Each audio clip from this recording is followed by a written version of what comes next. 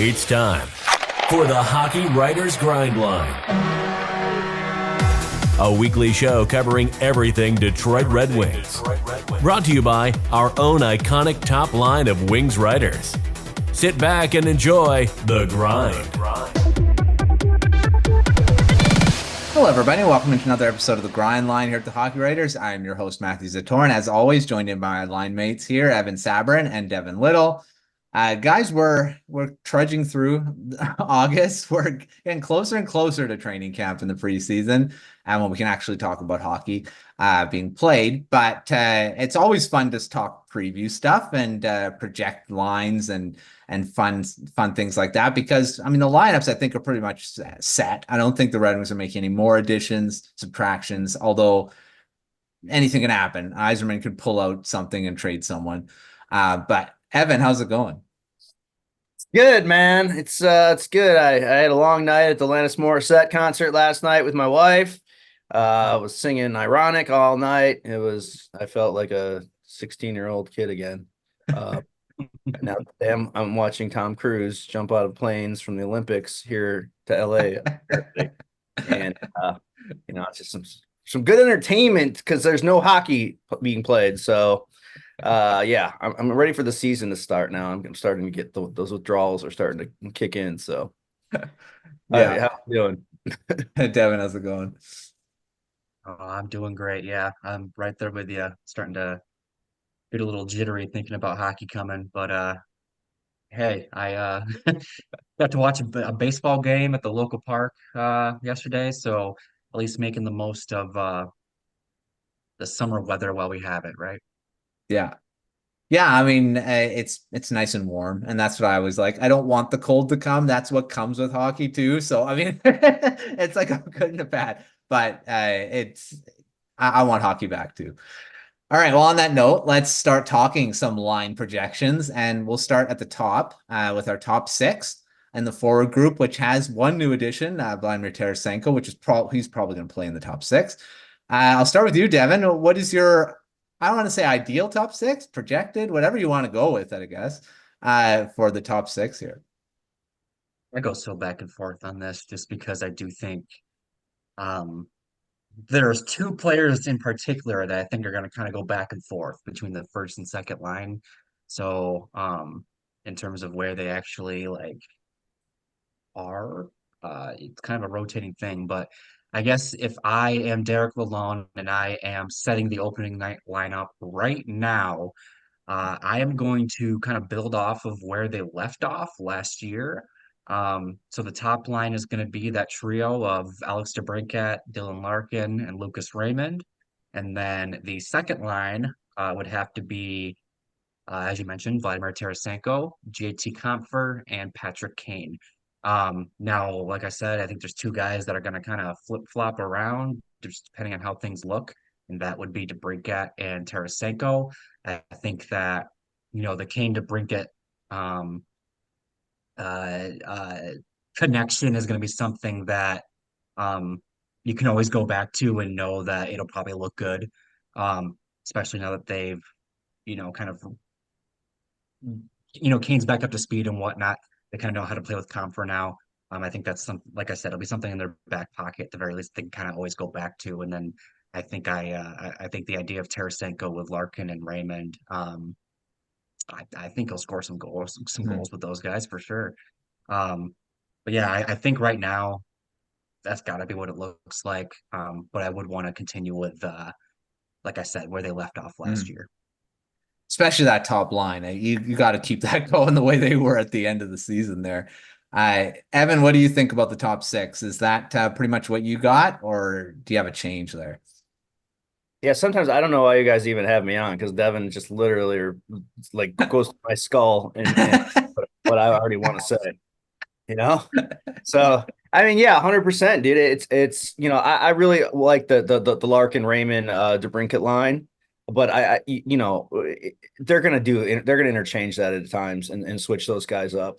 It's brings up a great point with Tarasenko maybe could rotate in on the first line. It's bound to probably happen. It's at some point in the season, and there's injuries are going to be happening. People are going to be moving all around. But I think to start the season, like I do like that as the top six. There is an element with Kane and DeBrincat that we've always talked about, and obviously with their history playing together. So I'm sure they're going to find the right fit.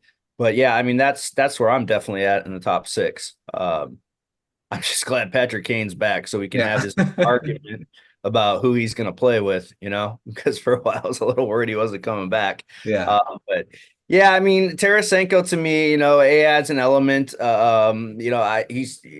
Which essentially he's going to replace David Perron in this lineup to me, and I like him better than I like David Perron. I think his style will mesh better with Kane, or if he plays on that top line.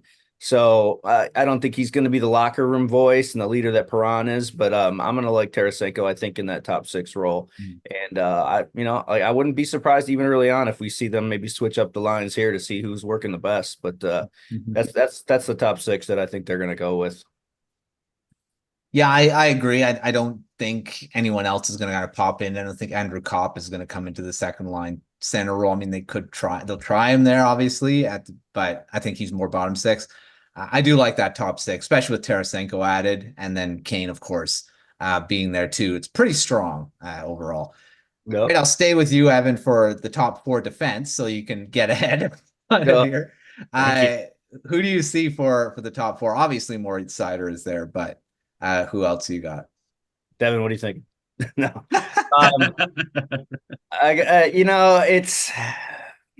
It's obviously to me right now to start off the season, I think it's got to be Seider and Sherratt, right? And that's what the second line is what scares me with Evanson having to be paired possibly with Petrie. Yeah. I it's going to be hard to I think you really have to separate Seider and Evanson because I think they're the two best defensemen that we have. It's Evanson kind of showed that in his late season call up, and we can beat this to death about how many times we talked about how Evanson should be up with the Red Wings and should have been up last year, because then we'd be probably talking about a playoff spot, right? Yeah, I mean, Evanson and Petrie will probably be the second pairing, but I'm sure there's going to be times on the ice, and especially late game minutes and crucial points in the game where you're going to see Seider and Evanson paired together. That's just the way it goes, because they're arguably, obviously, the two best players defensively. So that's what I'm looking at. That bottom pairing is going to be like a rotation of Ali Mata and Eric Gustafsson. I mean, Eric Gustafsson, it depends if they want to play these defensemen on their offhands too, as well. You could see Gustafsson maybe moving up to the second line, depending how Petrie and that all plays out, or second pairing, I'm sorry, how that all plays out. Because if they go off on the offhand, some of those guys are okay playing offhand, but I think that's where it starts for me. And again, it's going to be interesting to see how Petrie plays off Evanson. I have a feeling Evanson's going to have to be a little more defensively responsible than he originally planned to. So that's what I got for the top four. All right, Devin, what do you think about the top four? Just like in the spirit of what Evan said after the forwards, I kind of want to just say the exact opposite. Yeah. I think Sato's going to be on the bottom pairing. I think Edmondson's not going to play. It's going to be crazy, but no. I think that I agree first and foremost that at least to start the season you got to have Seider and Edmondson separated, because as much as them together would be great and exciting and probably a really good pairing, you're kind of just hoping for the best on the second and third pairing then after that. And unfortunately, even though they are young, Seider and Edmondson cannot play 60 minutes a night. So it does make sense to have them separated. And I think we've said this before. I kind of do expect them to play together in spots over the course of the season. Maybe even they do crunch time, 2 minutes left. they're nursing a lead, you have Edmondson and Sider on the ice together for sure.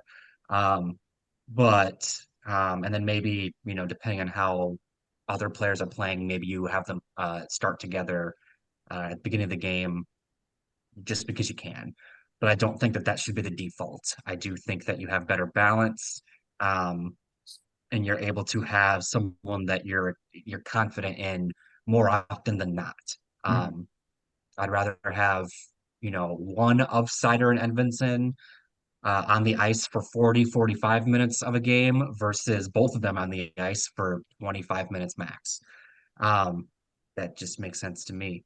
Now, I guess the big thing is who plays with them. I do agree. I think it's got to be Sherratt to start with Sider. I know a lot of people get up in arms about that, but who else are you gonna put next Yeah. to him? At least Sherratt and Sider have some chemistry. They kind of know what to expect with each other. Um, and then when it comes to Edvinson, like Evan said, right now you gotta kind of just go off of where they were last year, and that would be Jeff Petrie. And I think that for the Red Wings to improve on where they were last season, I think they got to figure out a way to get Petrie to play on the bottom pairing. Yeah. If not just out of the lineup entirely, but that's a whole other thing. Um, and quite frankly, I don't know. I think that you're going to have a rotating cast of guys next to Edvinson if it's not Jeff Petrie. Um, because Albert Johansson could play with him. He played with him in Grand Rapids, but then is he ready for a top four role? I don't Yeah. know. Justin Hall, who played less than half of the games last year, I don't know that he makes sense to be next to Edvinson in a top four role. Ole Mata, same idea. He's a left-handed guy. I don't know that he can play his offhand Mhm. side. And he's been a bottom pairing guy pretty much his entire time in Detroit, except for when he played with Philip Aronik. But Yeah. that was a couple years ago. Um, Eric Gustafson, I think you're kind of asking Edvinson to play a more defensive role if you're playing him next to Gustafson because Gustafson, as we've said before, is like Dallas Despair light. So I don't know that that is a good Very fit. light. Yeah. Yes, yes. I don't know that that's a good fit either. So just with the pieces that are there that you kind of know you have to account for, they just kind of fall the way they do. Sherratt with Seider and Edvinson Yeah. with Petrie. One of the biggest reasons why we were kind of getting excited about the Jacob Trouba thing a month ago, because that just felt like a natural fit on that Yeah. right side next to Edvinson. But we know where we're at right now, and unless something happens between now and the start of training camp, I think you kind of just got to look to where they were last season and go, that's probably what they're going to start with. Yeah.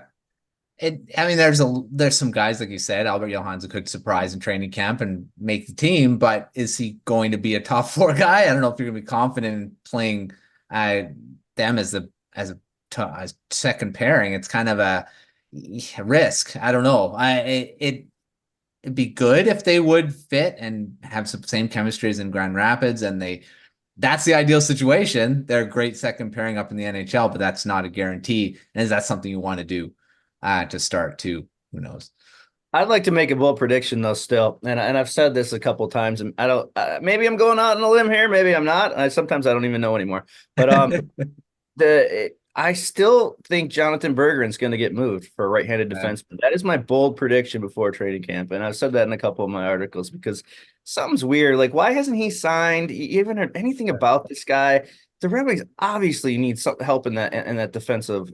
They definitely need a right-handed defenseman. Yeah. I can't go through a whole season with the only right-handed defenseman being Moritz Seider, and then their bet Yeah. Petrie and frickin' Justin Holl just don't really scream playoff run to me.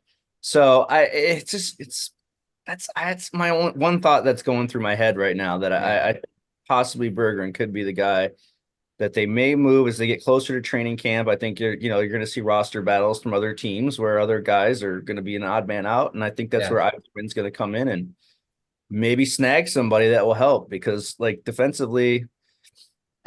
Petrie struggled for me too much last year. You remember my Pizza Boy Petrie graphic? That was my favorite all-time photoshops. But yeah, that's my bold prediction. If I'm wrong, sorry. Yeah, I think there is something going to happen, but I think it's going to be closer to the season starting too. All right. Well, speaking of training camp, what do you think, Devin, about surprises that could happen? Either on defense, forwards. There's always those guys that seem to surprise coming out and maybe making the team when we didn't expect it. I have two people in mind for this. One of which is just kind of a prospect that like we kind of hope does this anyways. But Carter Mazer, I think Yeah. that I'm out here. I, I think that a lot of people are gonna be looking at, obviously Edvinson and Johansson and the guys that we kind of know have to be kind of factored in one way or another. And then even like the Marco Caspers and Nate Danielsons of the world and top picks and could fill a forward role and blah blah blah blah.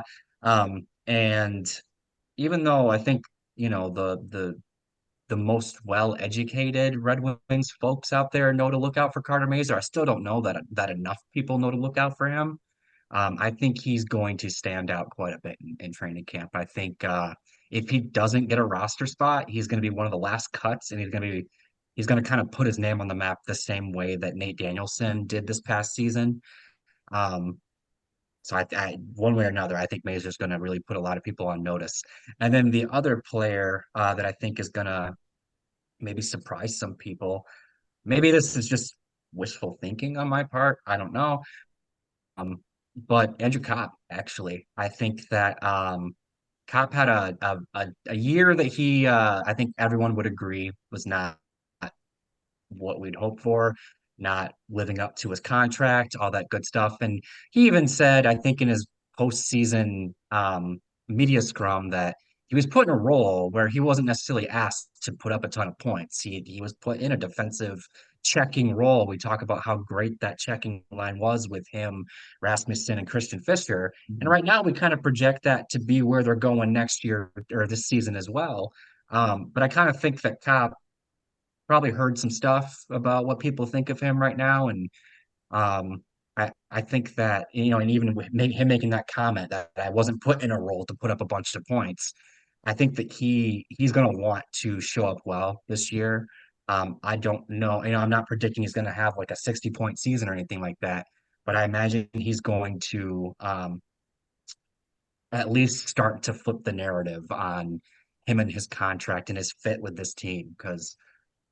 I mean, people talk about buying out Husso. A lot of people are talking about buying out Andrew Kopp too, and that would be quite the buyout considering he still Yeah. has 3 years left on his contract. So, yeah, I like I said, maybe it's wishful thinking, but I'd like to see Andrew Kopp come out and really put some people on notice in training camp.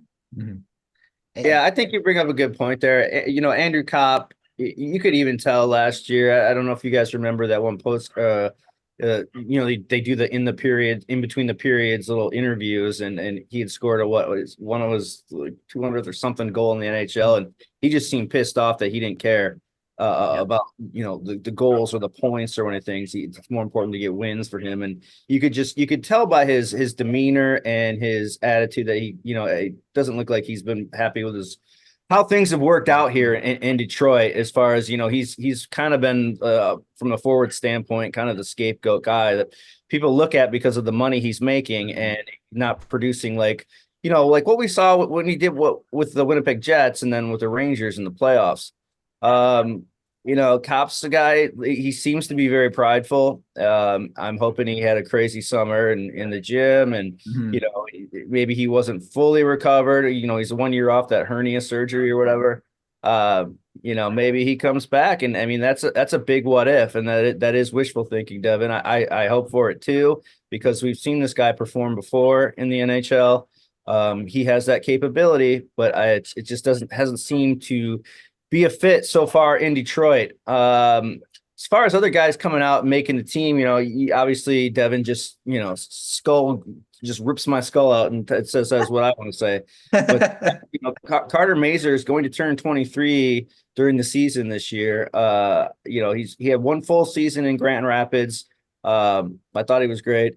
I think he's probably one of the guys that could make it. A lot of people keep speculating about Nate Danielson, and I'm still he did have a great training camp last year, and I am impressed with him. But it's hard for me to see a player like him come in and if he's not playing in a top 6 role, even as a third line center, you have to beat out Cop and whatever. I think he needs some time in Grand Rapids.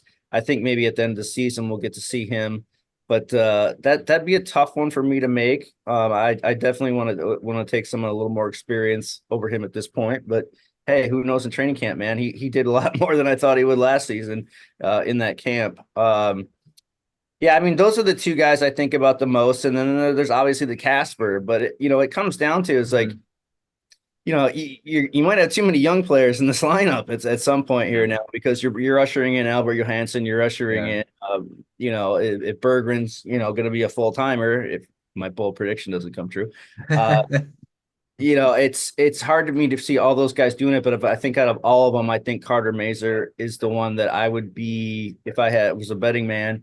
That's the one I would put on to impress in training camp. I think he's the type of player that Detroit needs. He doesn't like the Tyler Bertuzzi comparisons when asked about that, but he said he wants to be not the next Tyler Bertuzzi, he wants to be the next Carter Mazur. Yeah.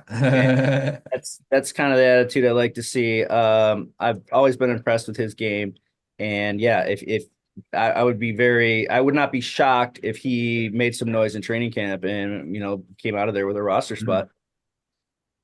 I was going to mention Nate Danielson. I think he's going to, I want to say he's going to be, because I think he can be a third, fourth line guy to start in the NHL. I've made the comparison to Bo Horvat many times, that type of guy that can do that and develop that way. But do you want him as a fourth line center when you have some other guys? I don't know. I think he does get into Grand Rapids at the end of the season and surprise, and not surprised, but be solid in the AHL to end the season. But I would love to see him in the NHL to start. But it just seems like there's too many guys that are probably going to beat him out of the roster spot too. Yeah, I see him playing 1 year in Grand Rapids. Yeah, I think so. Season with a late season call up. Yeah, I see that for sure. All right, quick off the rush. I know we've talked about the defense as being a weak spot, maybe going into the season. Evan, what do you think is the biggest question mark going in?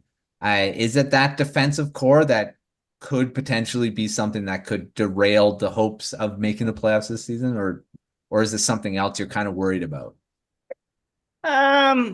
I mean, here's the one thing I'm worried about is what that power play unit's going to look like again now with Zator running it instead of Ghost to spare. Between that and the goaltending, those are my two biggest concerns. Cam Talbot's no spring chicken, and we've seen Husso struggle to stay healthy. Lyon, people love Lyon. I thought he was okay. He's mediocre last year for a third string goalie. He was ideal last year, but he's not gonna. We saw him falter down the stretch, and that was something that Red Wings kind of needed. So I think the Red Wings are playing the long game while they didn't really try to go out and get a big name goalie. I think they have the faith in Kosa in the system so that they're gonna, they've got Talbot to bridge that gap to him. But yeah, I mean, it's technically if it all depends on how Husso responds, I guess, to me. I think he's a big X factor. Again, he's a guy that could be moved towards training camp as well. If there's a deal to be had somewhere, because the Yzerman mentioned in his end of season presser that they didn't want to do the 3 goalie thing again. And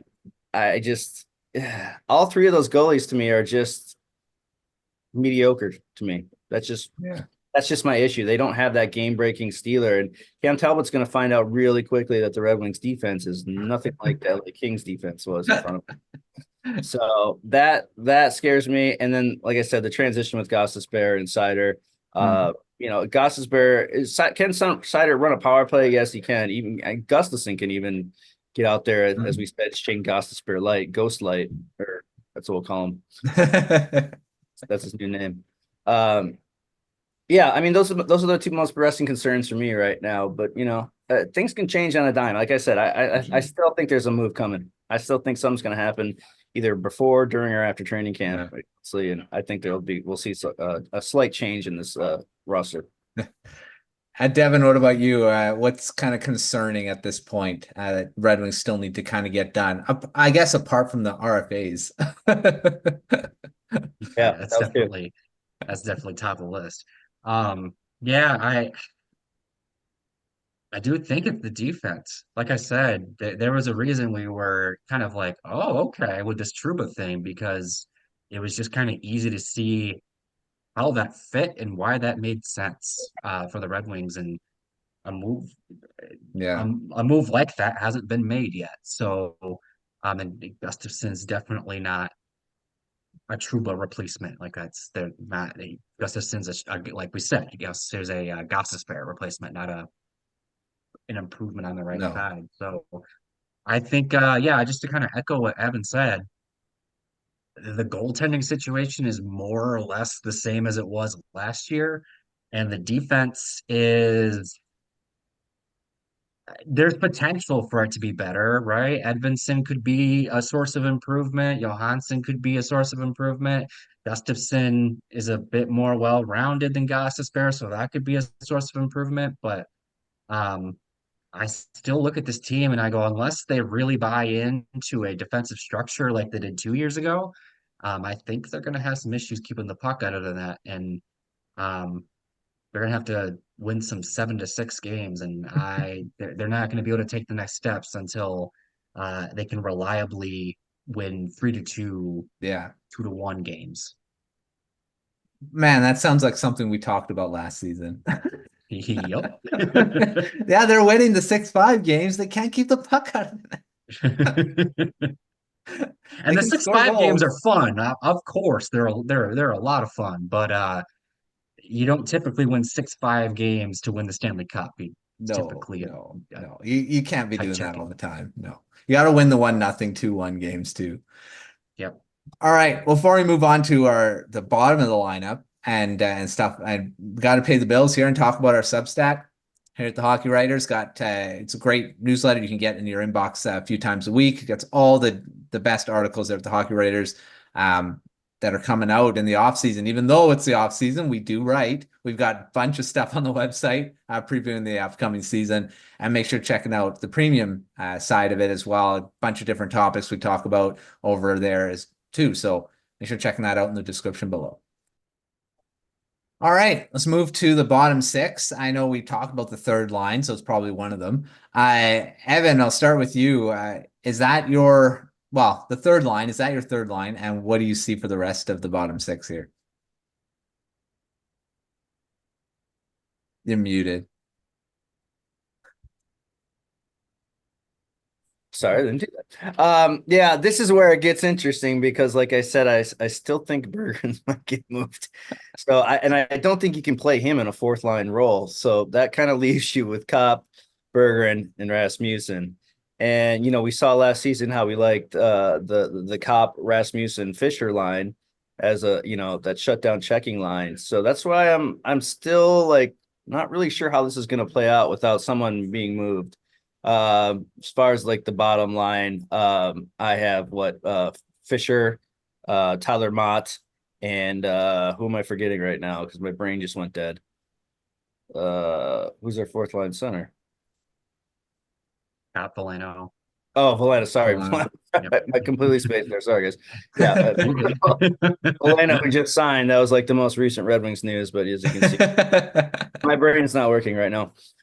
Yeah, so to round it out, you have Valeno, Fisher, and Mott. And I do like the Tyler Mott edition. I've said several times that I think that's one of the more underrated signings they had this season. And that makes them that much better defensively. But I mean, that's going to be a work in progress on that bottom six. It's Bergeron. If he does start the season on the roster, I can't see him being played on the fourth line. I just can't.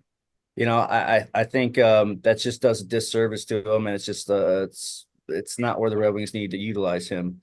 So that's what I think for the bottom six. But again, the Kopp, Rasmussen, Fisher line could be a thing again, but where does that leave other players? So I still think there's some maneuvering. And again, like we just talked about, if someone surprises out of camp, one of those rookies, the top six is already set. Yeah. So if these rookies comes in that and makes a statement in training camp, then we have a problem. but it's also the good problem to have, a problem that this team didn't have a few years ago. Yeah. Well, when you looked at the lineup. So, yeah, that's what I got for that. Devin, what about you? Are you set on that third line? You think it's Berggren kind of throwing the wrench into it here for the bottom six? Yeah. It is. You look at the options available, and it's a little tough to figure out how a player like Berggren really fits because, like I said, I do think they got to run it back with that Rasmussen, Kopp, and Fisher line. Um, I really thought that line looked good.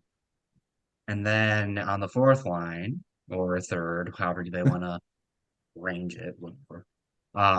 Right now, I think you're looking at Veleno, Mott, and Berggren. And said this on another on a different podcast I was on. It's really hard to get excited about Berggren's offensive potential if he's playing with Veleno and Yeah. Mott because as good as those players are in terms of their two-way ability and being good in the defensive zone, they can kind of do some things in the offensive zone, but one thing they can't do is put the puck in the net. um, and if there's one thing we've kind of figured out about Bergeron, it's that he does need players to play with. Yeah. He can't do it all himself. And if you're putting him in a position where he's got to do it all himself, I don't know that he's going to. Um, I go kind of back, I go back and forth about what Bergen's fate's going to be because Eisman very much keeps mentioning him like he's planning on having him on the roster, and Yeah. um, I part of me thinks that if a trade was going to happen, it would have happened by now, but also we know things just kind of materialize out of nowhere, so it could very much still happen, but um, he definitely feels kind of out of sorts. He's got to be playing with offensive players, and this is where I wonder if there's an opportunity for a Griffin player to come up and take a spot because the line that Berggren really looked good on in Grand Rapids this past season, towards the end of the season specifically, he was on a line with Carter Mazer and Marco Casper. Um, and there's a little bit of everything on that line. And I wonder if you can put a Mazer or a Casper on the other wing, and you have Veleno down the middle as kind of the Casper fill-in. Maybe you have Mazer on that side, maybe even Casper is the other winger. But um, just because then there's another player for Berglund to play with that he has some chemistry with, and Mazer and Casper both have some offensive skill and potential that Berglund could play off of. If the plan is to have Berglund on the roster, they're doing him a disservice by having him with defensive forwards. So they're gonna have to have a player of some sort that can also put the puck in the net and can play with him. So um, I guess without knowing that a trade is going to happen, I'll take the answer that he's going to be with the Red Wings this year, and I'll go out on a limb and say that you'll see a line of Mazer, Veleno, and Berggren. And the reason why it's Mazer is because I think he maybe has a bit more versatility in terms of where he can be in the lineup and still be effective. Mm-hmm. I think Casper's one of those players you want in the top six if he's going to be up, whereas Mazer, if he's in the third line, maybe that's not as big of a deal because just the type of player he is. I could easily see him filling in for a Fisher or a Rasmussen on that other line. So, um, yeah, and maybe this is how they bring out some of Veleno's offensive potential that he hasn't seemed to crack quite yet, too. But um, yeah, I guess that's my lineup right now. I don't know that it is ultimately what they'll do because it kind of goes against a lot of their principles and how they make the lineup and how they decide who's going to be on the roster or not. But um, again, with the pieces that they kind of feels like it's going to be this or that and not Yeah. really anything else. Yeah. One thing about Berggren is just, I do agree. I think Berggren needs to be with offensive guys, and ideally he'd be in the top six and fit there, but that's just not where it is going, especially once they added Tarasenko. You're like, yeah, well, that that Yep. spot where he'd be battling for is gone. So yeah, it's going to be interesting. I think I don't really know where he's going to go, if he's going to be traded or stay. I think for his development, it's probably not good he stays. For him as a player, I think he's better off being in a situation where he can be in the top six. But we'll just have to wait and see on him of what's going to happen. It's so hard to predict these two because with training camp coming up, you've got injuries, you've got training camp battles. There's so much that's up in the air right now that it's really hard to lock down what they're seeing. I don't even think they're 100% sure how the team personnel is about how it's going to play out. So that's just, I mean, hey, it's going to make training camp, I think, really exciting this season. It's great. You can actually stream this now on YouTube to watch, and I'm really looking forward to watching these guys battle it out. So it's going to be a good one this year for this team. And at the end of the day, like I said earlier, this is healthy. This is healthy lineup. Yeah, it's a good thing to have this many players that that are worthy of playing NHL minutes and having this issue. So I think it's a good situation, but it's going to have to play itself out through training camp. Yeah. And we mentioned the bottom pairing. I don't think we need to really go into. I think it's just going to be that revolving door of different guys, and who knows if there's going to be a trade happening. I'll leave that for my off the rush question. Talking about the bottom pairing just kills my optimism. So let's just not go there. We need something. All right. For players that need to improve this season, I mean, there are quite a bit. There are a few guys that need to prove something. I'll start with you, Evan. Who do you think has the most to prove this season from last? I mean, there's an obvious one. Obviously, there's Justin Hull. I think he's a big one. I don't know if he's going to get the opportunity to do it, though. What do you think? Yeah, I mean, we just talked about it. I'd love to see. I'm hoping Andrew Kopp went crazy this summer. Getting in shape and fit, and getting back to that level of play that we know he's capable of. So I think he's probably the biggest one for me from an offensive standpoint. I'd like to see Rasmussen take another step. He shows those glimpses of, wow, this guy can be a really, really effective, player in the NHL. I think his ceiling is a third liner, but he's a guy that I like, but it just always something seems to go wrong, whether it's an injury or just inconsistency. But I think as we've seen him in the last couple of years, you've seen his confidence grow a little bit. So I think he's going to be. I'm expecting a good year out of Rasmussen this year. That's a guy that I really I think could be an X factor for this team, especially from the bottom of the lineup. But yeah, those are my two guys I'm looking at the most. All right, Devin, what about you? Who are you looking at that needs to prove something this season? I got two. One is going to be actually Moritz Seider. And the reason I'm going to throw him out there is because I think, especially late in the season, last season, we saw Lucas Raymond take a massive step forward. And now we're looking at him and talking about him, really being maybe the second or maybe even the best player from that 2020 draft. We really, thinking about how he finished that season, you kind of you get butterflies because it's like that's the player you picked at fourth overall. Like that's he looks like he could be a genuine superstar. And well, I think Sider had a good season, and I think he kind of gets a lot of hate just because of how he was deployed last season. I still think that his best season was his first season when he won the Calder Trophy as a rookie of the year. That his second season, I would say he stagnated at best and regressed a little at worst. And then this past season, again, maybe a little unfair to judge just because he was asked to do so much with very little help. But I think for him to, um, I don't know, I guess I want to see more proof that he is who we think he is next season, or this season.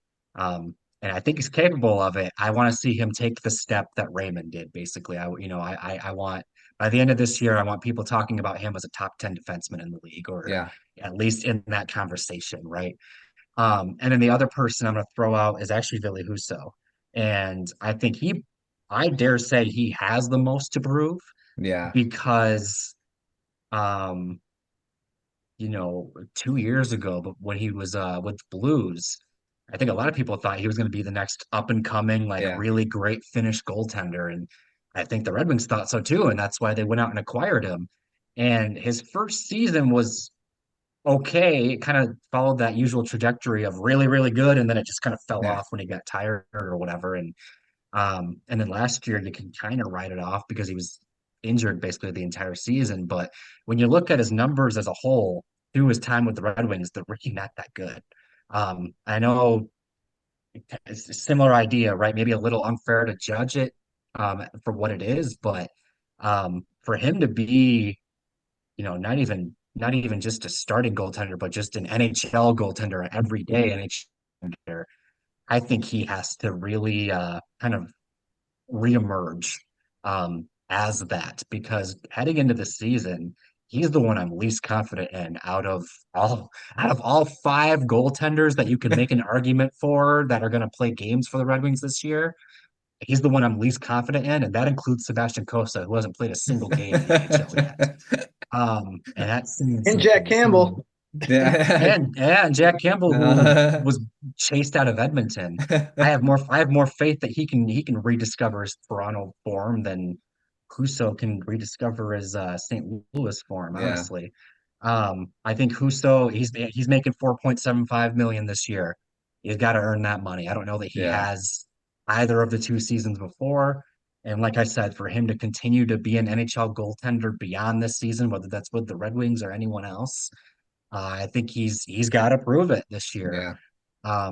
If he's third on the depth chart at the end of this season, as last season, I think we're gonna have to realign our sights on what Yeah. he is in terms of being a professional goaltender.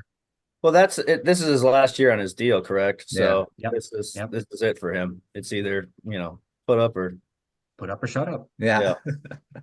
yeah. Yeah, and that's the thing, and it's funny how the Red Wings have two of these goaltenders that used to be really good, and now what happened? Like, what happened to these guys? And like the thing is too, like you look at Jack Campbell and it's he's obviously had a fall from grace, but at least if he doesn't, if he continues to be Edmonton Jack Campbell, he's on a league minimum contract and he's probably going to be in the AHL. So at the end of the Yeah, day, does it really matter? Whereas Husso, like I a said, is lot of making almost money. $5 million. You got to live up to that somehow. Yeah, at the very least, be good enough that they can trade him for something. I mean, Exactly. even if he's just a pretty good goaltender that can help a playoff team or someone, you'd hope the Red Wings are a playoff team, but that he could help and get something for him rather than just letting him go to free agency, which is what they do anyway. So we'll see. We'll see. That's going to be Yeah. interesting to watch. You see Yzerman, he always talks about with draft picks, it's having as many throws at the dartboard as possible when he talks about draft picks. And I think he's taking that strategy here for both goaltenders this season because it's like, all right, dude, we got five of these guys.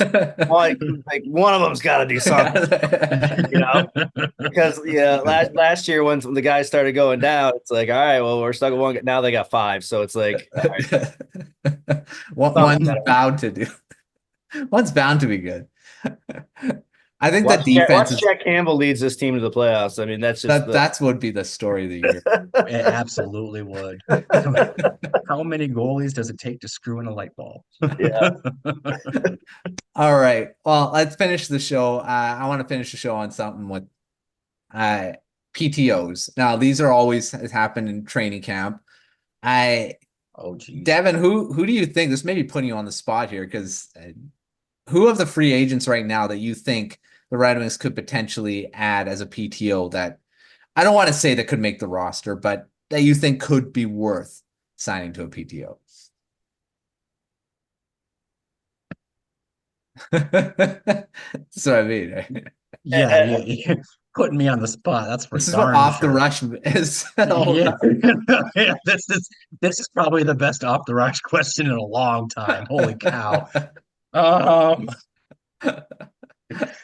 I will say probably a defenseman. I defenseman would be one that comes to mind just because there's definitely room for someone to surprise and maybe grab a role, I think. Honestly, I think it'd be kind of funny if Mark Pysyk got a PTO because he was signed by the Red Wings 2 seasons ago now, and he didn't play a single game because he Yeah. was injured the entire year. It'd be kind of funny to bring him back and see if he could actually play some games. Um, and then I'm very much just scrolling through some things right now while I'm trying to find an answer. I gave Evan Bear some with me. time. I know, Yeah, dude. I'm yeah. like sitting here typing away. You're welcome, Evan. Um, this is hilarious. Um, I don't know. There's probably some former Griffins out there. You got one for you. I got one for you. Another former Red Wing that might be fun. How about Magnus Hellberg? Maybe he can come as a on a Add to PTO. the sixth Uh, goaltender. yeah, maybe they figure out a way to move somebody out of their goaltender situation we just talked about, and then they bring in Hellberg as Kosta's Hutchinson basically from Yeah. last season. Wouldn't be a bad guy to at least give a shot. Yeah. He was a good pro in his year with the Wings. Yeah. It's also a complete journeyman. How many jerseys did he have last season? A lot. And yeah, for real though, his pads, right? Like, got to bring those beauties back. Yeah. This is what the Kraken, Right. Penguins, It was correct. Yeah, yeah. Senators. There's a trivia question right there. How Absolutely. many, how many teams did Elberg play for last season?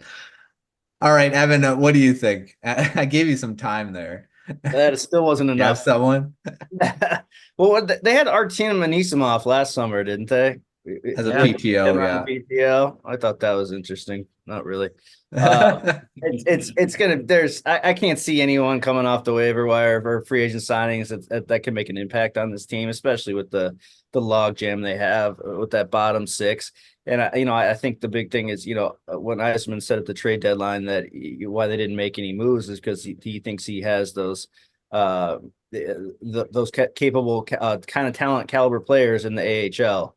So I'm leaning towards one of those guys making the team before PTO guys. I mean, Yeah. there'll be some lesser name PTO guys, maybe some guys you heard of, like I said, like I heard of Artem Anisimov last year, but I don't think they're going to have anybody that's going to factor into making this team at this time. There's just too much going on in that bottom six. We've been talking about that that's not going to be able to crack this lineup. But Yeah. hey, man, stranger things have happened. Yeah. I do more just for the jokes of it. Give me Kyler Yamamoto, who was a Red Wing for like a day. Yeah. And for what it's worth, I do think he's the type of player that like PTOs are kind of made for. He's had good seasons in the past. And then just because it would be so funny, Philip Zadina. No, take that back.